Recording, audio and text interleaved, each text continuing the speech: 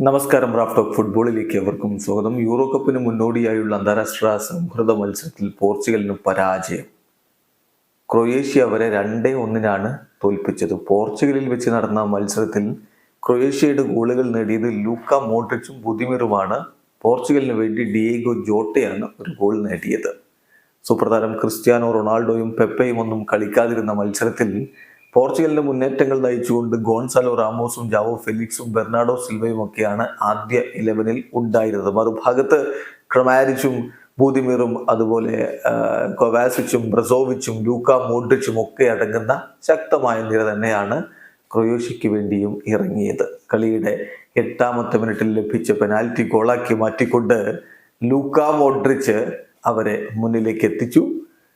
ആദ്യ പകുതി അവസാനിക്കുമ്പോൾ ഏകപക്ഷീയമായ ഒരു ഗോളിന് ക്രൊയേഷ്യ മുന്നിലായിരുന്നു. രണ്ടാം പകുതിയിൽ 48ാമത്തെ മിനിറ്റിൽ ഡിയേഗോ ജോട്ട ആ ഗോൾ മടക്കിയെങ്കിലും 56ാമത്തെ മിനിറ്റിൽ ബുദിമിറിന്റെ ഗോളോടുകൂടി ക്രൊയേഷ്യ വീണ്ടും ലീഡെടുത്തു. ആ സ്കോർ ലൈനിൽ തന്നെ മത്സരം അവസാനിക്കുകയും ചെയ്തു.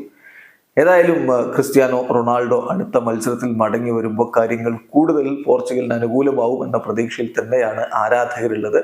മറ്റൊരു മനോഹരമായ കാഴ്ച കണ്ടത് കളിയുടെ 54ാമത്തെ മിനിറ്റിൽ ലൂക്ക മോഡ്രിച്ചിനെ സബ്സ്റ്റിറ്റ്യൂട്ട് ചെയ്യുമ്പോൾ ഇരു ടീമിന്റെയും ആരാധകർ സ്റ്റാൻഡിംഗ് ഓവേഷൻ കൊടുത്താണ് പറഞ്ഞു വിട്ടത്. കളി കഴിഞ്ഞ് ലൂക്ക മോഡ്രിച്ചും ക്രിസ്ത്യാനോ റൊണാൾഡോയും തമ്മിലുള്ള സംഭാഷണമൊക്കെ ആരാധകരെ പഴയ ഓർമ്മകളിലേക്ക് കൊണ്ടുപോവുകയും ചെയ്തു. എന്തായാലും ഇത് യൂറോ കപ്പിനുള്ള ഒരുക്കമാണ്, ആ അർത്ഥത്തിലേ എടുക്കേണ്ടതുള്ളൂ.